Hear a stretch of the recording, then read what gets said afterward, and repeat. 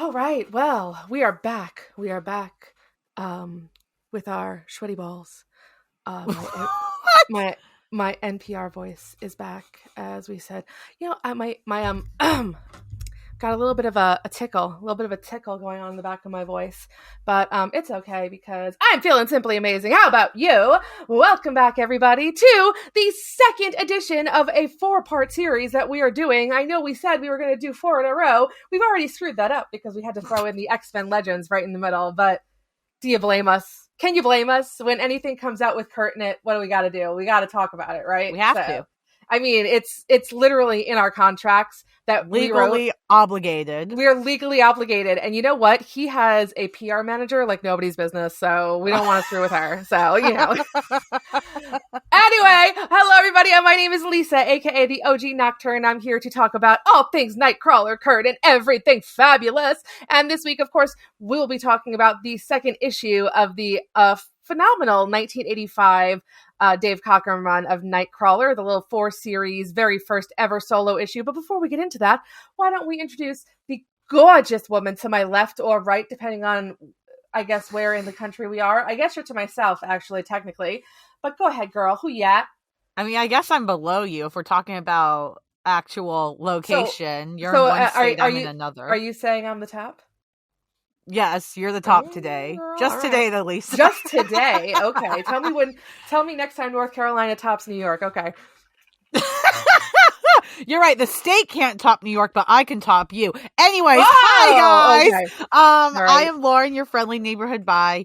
And apparently I am making bold claims. Don't mind me. Lots of stuff is happening right now. This is very interesting. We both literally just had a weird conversation before this being like, this has been a weird week. We're both feeling really weird. And now we're going into this. I don't know what this dynamic is right now. I have no idea. But you know what? This is a weird issue anyway. So it's a weird series, but I mean, it's weird in a good way though. Like, honestly, I gotta say with these, so far, this is the second issue in the 4 series. I'm already feeling like this is one of the best Kurt stories I've ever read, easily. It is the most Kurt.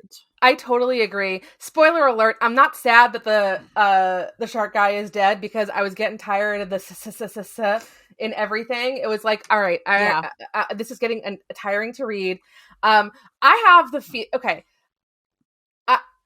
This kind of story feels like the kind of story that can't even be done anymore, just because it feels like nobody was paying attention to what Dave was doing, and he was just given carte blanche to do whatever the hell he wants, because this is so balls to the wall, batshit crazy. It is bizarre in the best ways, and like some of the choices, and again, I'm not talking down on anything, but some of the choices are so crazy. It's like, where was editorial during any of this? And it's like, they clearly were like, no, they were dropped on a beach, and I'm fine with that. Like, if this is what happens when editorial takes a vacay and is drunk all the time, like, do it more, editorial. Do that more.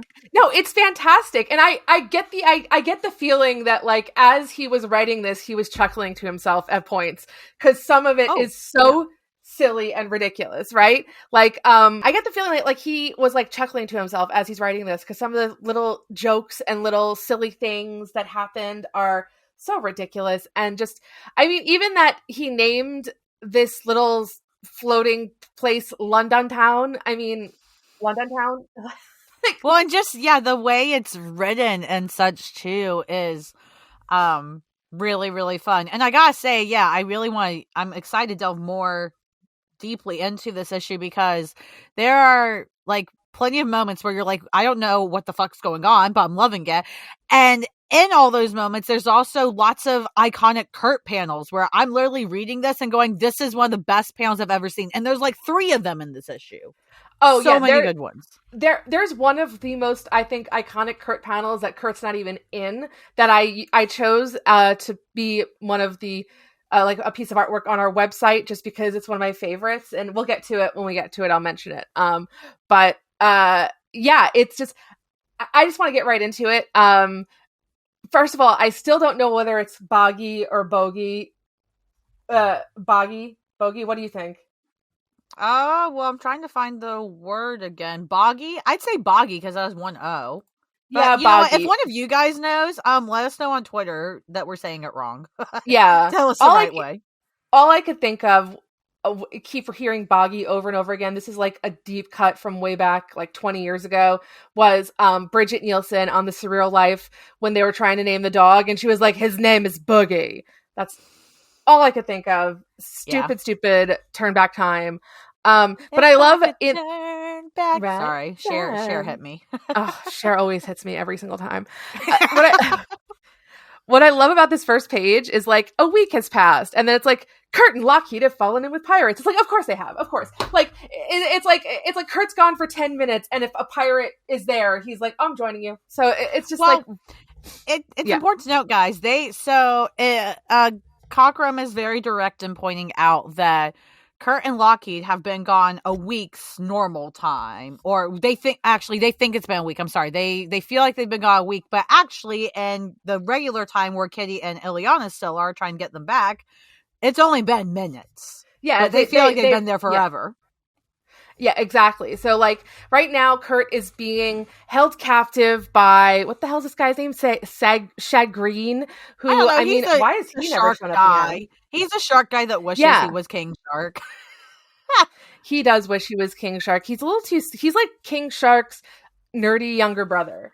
Oh my God, he's a jealous younger brother that wants to try to upset King Shark, but he never gets it. He's like Prince Robot in Saga. Always yes, trying to. And guys, I've started Saga, so I get the reference. She's finally now. started. Yes, she's finally started. So now she gets it. See, I understand it. Oh, Saga. Well, Saga's a trip, y'all.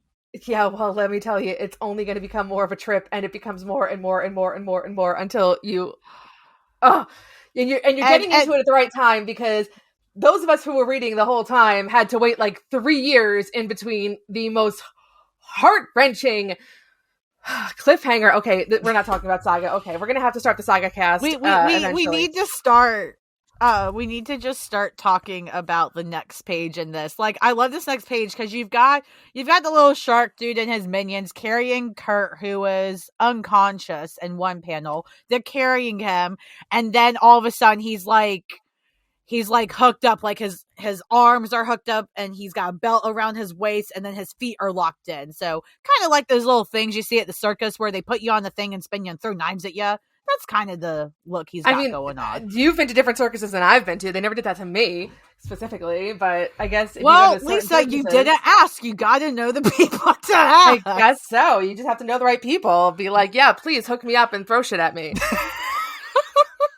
Please throw shit at me. I mean, that's basically it. But you know what? I like. No, it's not it. No, it's not it. You skipped over the most important part, and that's the poot. What was that? Oh, poot. I don't want to talk about that. Oh. Why? Oh, the poot's the best part. Okay, well, I was getting there because while Kurt is hooked up, he calls a shark guy Fish Face. So I think that's what we should call him from now on, Fish Face. And then, like Lisa's saying, she really loves the panel where it just goes poot, because Kurt tries to bamf or teleport out of the shackles he's in, but then he goes poot. I went poot, I didn't teleport. Where's the bamf? Like, he can see the sound effects. I do love that, the where's the bamf, because it's very fourth wall breaking in a way that's not as overt as like Deadpool's fourth wall breaking, because I mean, it makes it very clear that he understands the onomatopoeia of his sound effect, which is very odd because, you know, how many of us have something that we do that has such a clear sound effect, right? And I'm doing something really quickly, like the other thing too. Yeah, okay. And this was done in 1985, and this makes a lot of sense too. The famous Wendy's "Where's the Beef" commercial came out in 1984. So of course that was definitely on his mind where he came up with the "Where's the Bamf?" Is "Where's the Beef?" And if you've not ever seen the "Where's the Beef" Wendy's commercial, it's probably the most iconically, ridiculously stupid commercial ever made. And for some reason, it was one of the most successful commercials ever created. So go look it up. It's an old lady asking where the beef is. So. Oh, I might be there in 50 years. It's fine. Oh, honey, I always know where the beef is. It's okay. It's all good.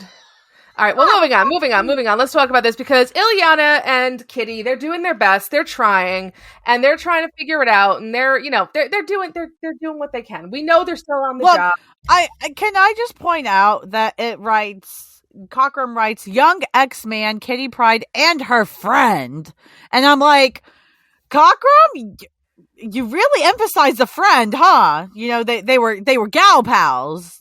And they were gal roommates. Pals. They were gal pals, they were roommates, and they were clearly fans of Michael Jackson, as you can see from her shirt. So they were gay trying to get their friend back. That's what's happening. Next question.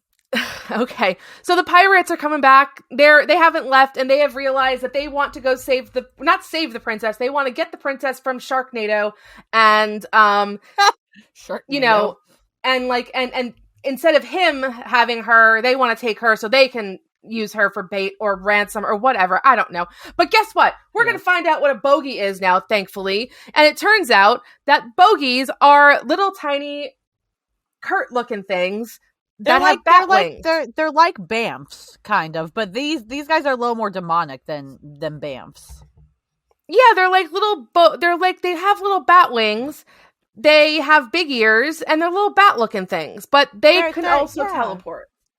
They're little vampire Kurts, like little batty vampire Kurts. They're really cute. I want cute. 5 of them. You can have them all. Because they seem kind of like dicks. Like they're not very nice. They're unhelpful. Like they're very unhelpful. They kind of talk him into helping them without really giving him all the information about like the big ass snakes that are going to attack him in a couple of pages. But there's this really nice panel where they're talking, the Boggies are talking with Kurt about all the stuff going on. And you got this really cool panel where like Kurt is standing kind of like a Superman pose. He's got his hands on his hips, his chest real puffed out. He's right in the middle of the page. It's a perfect like triangle angle. I mean, it's a really gorgeous splash page. And I'm like, you know what? He should look like that all the time. He should stand that proud and courageous. I agree. And I also really like where Kurt tries to explain something to them and they're basically like, oh, are you telling this story? No? Okay, well then shut the hell up, basically. And I was like, they're brats. They're little brats. They're assholes. And, but you know what? They know what they want and they know that they can talk him into doing anything that they want because he's heroic and he will do whatever he can to help them. And there's a princess involved too, which I mean, of course. And we all knew it was going to come back to the princess, but right before they go a little more into the plan with what, the shark face guy is going to do to the princess. I really love this one panel where it's one of the little Boggies and he's got his wings out and he's got little boots on. He's got low red boots and he's like stomping and I love that page. Like I know, or panel. I know that panel isn't Kurt's, but like I just think that's really iconic. Like you could be putting that on a t-shirt. That could be a tattoo. I could see that being a tattoo. It's very cute. Yeah. It is cute. Very angry little Boggy. There you go. And it turns out that the reason that Kurt needs to fix this and get that princess is because Sharknado over here is going to kill her. He's going to sacrifice her to gain evil powers. I mean, it's some bad news bears. But you know what, guys? In case you forgot, don't worry, because Lockheed is still here. Mr. Lockheed is here. And I don't think the Boggies like Lockheed. I think they're kind of scared of him. They are. They don't like him. The Boggies don't like him at all. They're like, what? Who is this stupid thing? And why is he asking me? And like, no, wait, I'm sorry. I just lost my train of thought because I heard another fucking announcement, even though I turned it off. God damn it. Anyway, so the Boggies don't like Lockheed. Lockheed is in his little ball, but Kurt's like, I mean, I'm gonna need him to do this whole mission, right? So, yep, let's get him. This almost has like a Guardians of the Galaxy feel to me in terms of like having to explore a little bit and having these like characters be like, well, what is this? And just some weird, silly shit happening. And then all of a sudden, giant monster, the carvings of the wall, they've come to life and they're giant like worm, snake, tentacle, creepy things. And they got really big teeth, y'all. Really big teeth. Oh yeah, they are coming for you. And you know what they remind me of? They remind me of Brad and Roger, who are Amanda's two gay snakes that take care of Limbo for her when she's there, which we haven't Mm-hmm. seen them in a while. We haven't seen them since the the Nightcrawler series from the 2000s, which is a shame. But they are not Brad and Roger, even though Brad and Roger also don't like Kurt. But yeah, they fight against him, and yeah, well, Kurt ends up using them against Sharknado and figures out a way to destroy the staff that has all the powers that guys, it's a lot. It's a whole lot. It's cute. I love it, but it's a lot. There's a lot of stuff happening. Honestly, I think this is one of those things where unless you've read the comic, if you try to explain it, it won't make sense to anybody. Kind of like Saga. You can't explain it to anybody, but once you read it, you understand. Ish. Yes. I'll agree with that. I mean, it's a lot of alien stuff. It's a lot of craziness. There's a battle. The fight, yeah, the battle, the fight. Oh my god, the action is so good. It's so nice just seeing Kurt like jump around and he's just pouncing on people. He pounces on Sharknado and then jumps right off him and grabs the princess and he's carrying her and jumping away. I'm like, this is the kind of heroicism that I want to see from Kurt all the time, but we rarely ever see anymore. He is this kind of hero. He is very, yes, cliched and all that, but it works for him. It's who he is. He's going to pounce on these people and he's going to use his gymnast past and move around the room in such a way. He doesn't just stand there and punch or even just teleport. He does more than that, So it's really nice seeing him actually used to the fullest extent in a battle. Oh yeah. And so the pirates show up. They add a whole level of more fuckery to the whole situation. Kurt is able to destroy this thing that gives all the power to Sharknado. And I'm still trying to explain everything that's happening on these pages. It's like... Okay, well, let's put it this way. The battle happens. He's having to fight these wall carvings that came to life as giant snake worm creepy things. He also has to make sure Sharknado's out of the way, and he also has to make sure the princess doesn't die. So he gets Sharknado out of the way. Somehow the building collapses, so the wall carving monsters that came to life kind of fall in on themselves. He gets the princess out, which is great, but then, oh no! Sharknado is still alive, and he hits Kurt with this blast. And honestly, I love that panel because it looks very much like that iconic cover from Crisis where Superman is holding Supergirl. He's holding the princess and he looks all, like, oh no, because he's getting hit with a blast. But it's kind of the same pose, which is cool. It's got beautiful colors too. It's just a beautiful panel. So good. And then on top of that, though, just after Sharknado hits Kurt, the cavalry, the pirates show up. They're like, oh my god, we gotta get this girl back. And Sharknado is really not happy now, because not only does he have this damn boggy to deal with, but he's got these damn pirates that think they're all that. Oh yeah, it's just a lot going on. So now Sharknado and the pirates are all fighting. They've destroyed the staff. Everything is crumbling. Kurt is trying to save the princess, and they manage to, at least Sharknado manages to get the princess back into his hands. They at least get onto a ship, some ship. Oh, can we talk about, okay, I need to talk about this panel. So, Sharknado bonks Kurt on the head and takes the princess and then runs off. And Kurt's still on the ground, and he's got all the rubble that's fallen and stuff around him. And then Lockheed decides to grab his tail and pull, because he's tail. Like, you gotta get up. But I gotta say, guys, this panel is very important to my heart, because Kurt says, oh, it's you again. What is this fixation you have for tails? Yes, I know, you're right. We have to get out of here. Let go of the tail. I just want to say I'm Lockheed here. Thank you very much. Next question. It's very cute. Yes, you do have a fixation for tails. I will say that. That is true. I do. It's very sweet. But I want to say, in the next pages coming up, we get some absolute peak Kurt, because he gets some sabers in his hands and tail, and we get some sword fighting. It is awesome. One of my absolute favorite panels we have here is where he's got he's pulling the 2 sabers out, and he has the third one with his tail, and he's like, not only can I fence with both hands, my tail's pretty good with the blade too. And it's like he's got that smile on his face, like he's like, oh, you don't know what you in for, boy. You do not even know. And I love how like the shark guy is calling him a freak. It's like, I love how like the shark guy is calling him a freak. Like, right. Like no, you're like fucking like half shark, half man, half whatever. But no, the blue one's the freak. Okay, all right. Let's guys, not throw stones in our glass houses over here. This fight is so iconic. It's literally like a frickin' pirate film. Like, imagine like the action you got in the Pirates of the Caribbean films. Whether or not you're a fan of those films, they actually did a pretty good job with the action, and even some of the special effects hold up to this day. But imagine all that, but with Kurt as he deserves. Like, you've got Kurt coming in, like, you know, Lisa, he grabs the swords, they sword fight, then the, you know, shark guy starts climbing up the mast, he climbs on top of this big giant green thing that's way high in the sky on top of the ship, I guess, and now they're on top of it and they're still fighting, but then Kurt slips, and then all of a sudden, just before Sharknado's about to hit Kurt, Lockheed comes in and gets the flame on him. It's great, guys. It's really great. I like how he's like, on guard, and he's like, that shall be your epitaph, Bogey. It's like, oh, shut up, all right? Now you're going to fall off this stupid blimp because Lockheed, you know, gave you fire.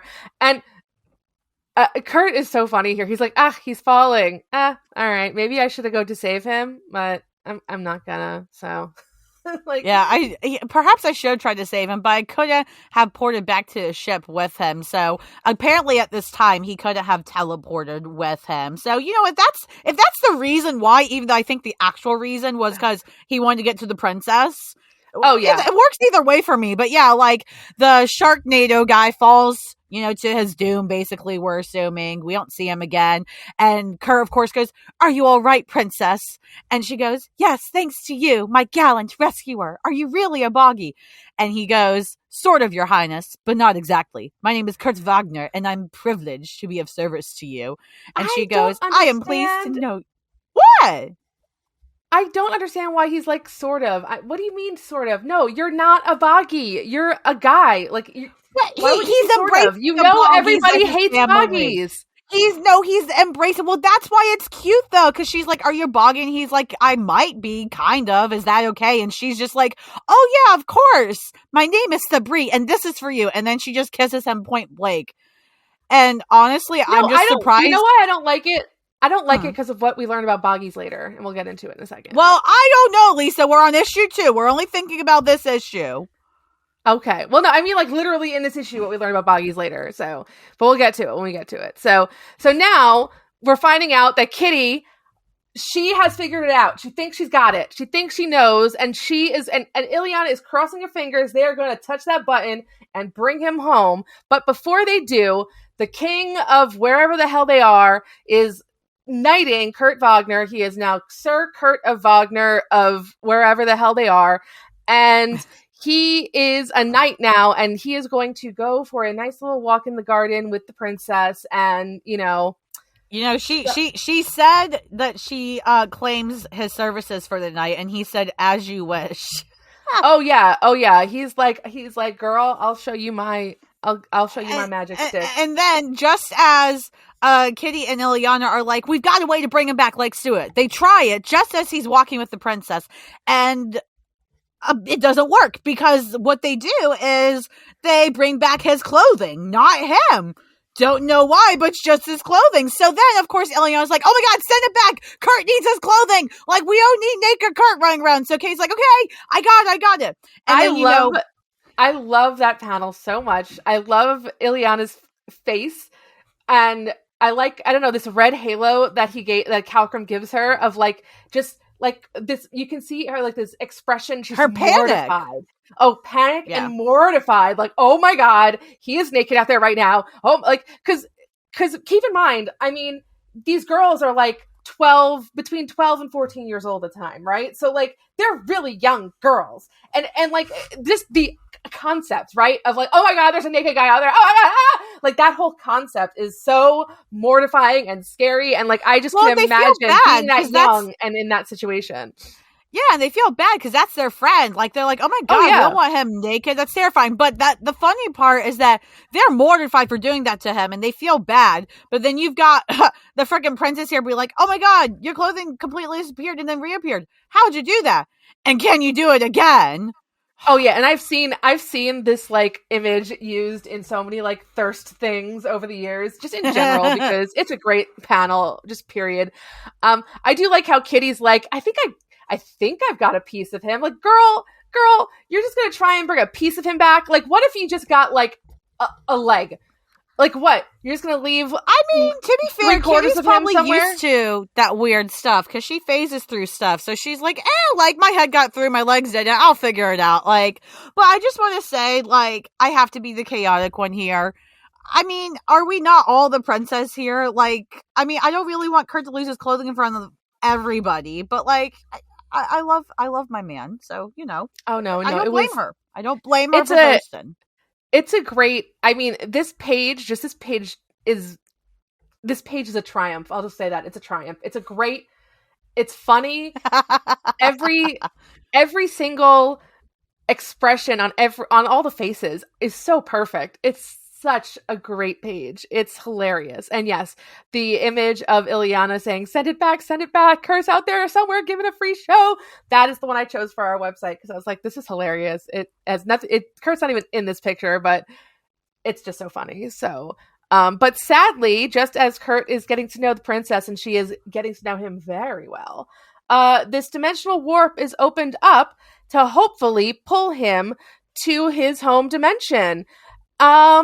And this is where I'm going to talk about how I don't like the bogies that much because they used him. Now they're going to like move it on the princess. So they go, is good, we says. No sharing princess with phony bogey weirdo. No. Princesses are all ours. Woo woo. So like, what I don't like about that is like, so what it seems like is like they used Kurt to like give her a better taste in her mouth about what bogies are, and now they're gonna like be like, oh, we're bogies too. Well, and they're just creepy. They're like, that's just that. Yeah, that's just. I agree with you. Like that is, that's just creepy and unfortunate. So like, you know, that definitely differentiates them from the Bamfs too, because the Bamfs are cute and really flirtatious, but at least they seem to actually care about others, whereas these little guys don't. They're like, we want it all for ourselves. Yeah, that's one thing I know that I remember listening to the Oh Gosh, Oh Golly, Oh Wow podcast a while ago, and they talked about it, especially when they talked about like the Lightning Squad issues of Excalibur and everything, and the unfortunate side effect to Kurt's character and being so flirtatious is that sometimes when you go in a like when you try to take it in an evil bent, it's very easy to go in a rapey direction with it. You know what I mean? And that's how it felt with these bogies for me. It's like, oh, I don't like that. I don't like that at all. So, I mean, don't get me wrong. Like it's one tiny little piece of this entire 4-issue thing that I've so far loved. But that part of it is kind of like, ew, I don't like that. But moving on from that though. Yeah. Well, and there's things we're not going to like about characters, and I don't necessarily know whether to say that's bad writing or not. I don't think it is. It's just, you're going to be like, oh, that's gross. And it's kind of like, I think that's what he intended. Oh yeah. And it's something that has to be taken in context of the time it was written. Right. So, you know, yep. Like that so kind of gets, oh, go ahead. Yeah, no, I mean, that kind of like a lecherous character was a very common trope back in that time. So it's not, it's not like a weird kind of thing to see back then. So I'm not going to harp on it too much. Right. But yeah, as you were saying, like he gets swept into this whole, like this very colorful, wormhole and thinks he's going home. But guess what? He doesn't go home. He ends up, probably hearing the most horrifying thing, a single man with no children can hear, someone running up to them saying daddy. It's like a Maury episode. He pops into this world that's very colorful. He's actually on the ground. He's not hopping in the air like he was in the other world. And then I'm assuming by the looks of it, but we'll just have to see on the next one. Now we've dealt with the Boggies, but now we have the Bamfs. And one of these little Bamfs, I don't know if you've seen them before, listeners, but if you haven't, they are a lot cuter and they seem a lot friendlier. But this little Bamf is going, Daddy, you've come home. Woo! That's something to take in the second you get into a new world. Yeah, that'll be interesting for sure. The Bamps are definitely modeled after the Smurfs, which were a huge thing in the mid 80s when I was a kid back then. Yeah, I remember they were huge. So they're also German.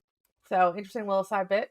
But yeah, so yeah, we're gonna get into the Bamps next time we come back to this, which will be fun talking about them. Which of all of the kind of little Nightcrawler characters that are introduced in this miniseries, the Bamps are the only ones that stuck around.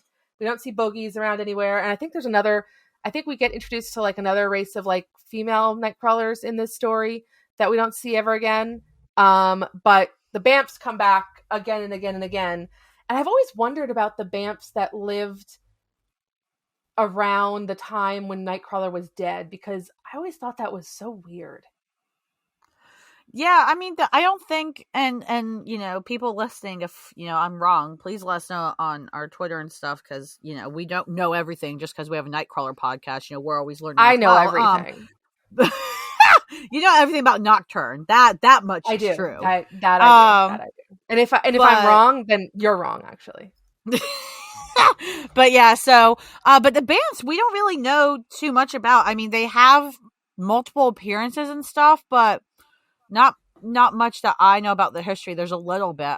But my favorite appearance of them was actually the first appearance I read them in, which was Uncanny X-Men 153, Kitty's Fairy Tale. That's still one of my favorite comics to this day.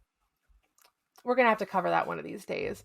I liked that. I like that recently when they had the original 5, the young versions come to the future.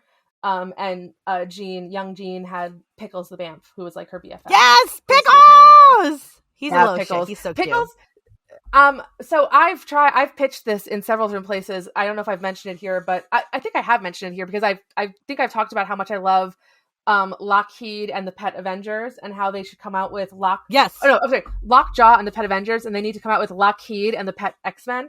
And Pickles the Bamf should be on it. It should be Pickles the Bamf and Lockheed. And who else is a good Pet X-Men? Pickles the Bamf. Ms. Lion should be on it because Ms. Lion's great. I love Ms. Lion. Dazzler's cat should be on it. Yes. Who else? Gambit's cat. One of them. He's got a million. Oh my god. It should be all of Gambit's cats. Oh my god. All of Gambit's cats. I've got an idea for Gambit's cats. All of Gambit's cats, because they all have different skills. Each one of them. So it's like, okay, guys, this week we have to like break into a thing. It's like, okay, which one of Gambit's cats can break in? That one. Okay, we're sending that one. Okay, this week we are going to make a stew. Okay, which ones of Gambit's cats can cook? Okay, that one. Like that. Oh my god, I love this idea. Yeah, it's like the penguins of Madagascar, but the Gambit's cats. Yes, exactly. They'd be they'd be like a special forces kind of thing with Gambit's I love it. cats. Look, Marvel, we're giving you free ideas here. These ideas that we give for free, we don't ask for payment. We just ask that you do it. Yeah, and write Nocturne more, please. Thank you. Yes, thank you. I mean, Lisa might pay you herself for that. Let's be real. I might. I've made a lot of interesting promises to people in Discords about when and if Nocturne ever shows up again. So we'll see what happens. That's gonna be fun. I might owe a lot of people a lot of money one day. So we'll see. Oh God, that's Lisa. I'm keeping an eye on you, Coral. Yeah, you should. You really should. Oh my goodness. But this has been fun.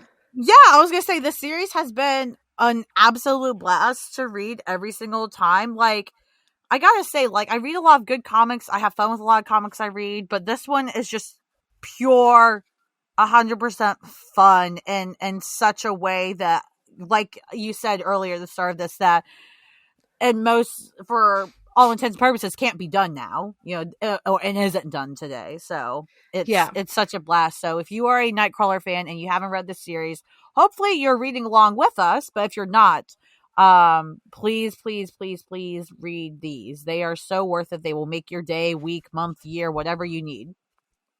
Yeah, it feels like a real labor of love from Cockrum. Like and you can just tell he's having a great time writing it and drawing it and doing it all. So it's a great time. It's a lot of fun. And I loved how at the beginning of the issue, Patty, his wife, is just credited as Patty.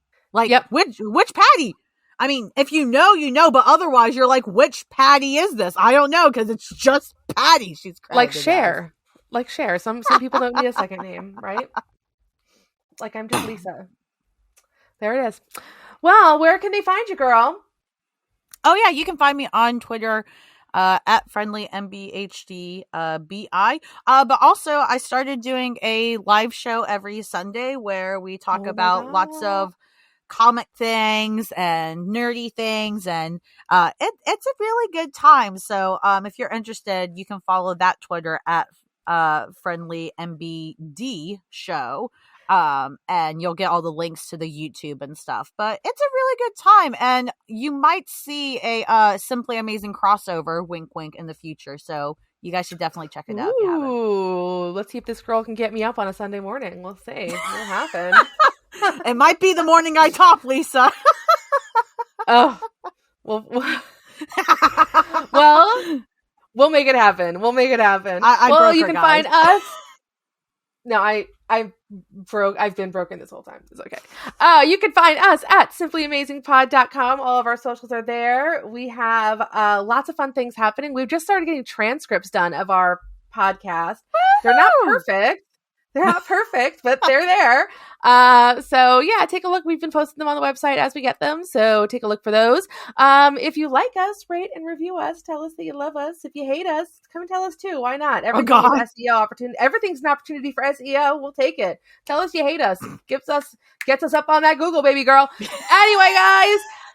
So like I said, come find us on simplyamazingpod.com. We're at Twitter at simplyamazingpod. That's simply AMZING pod. You can find us on Instagram at the same thing.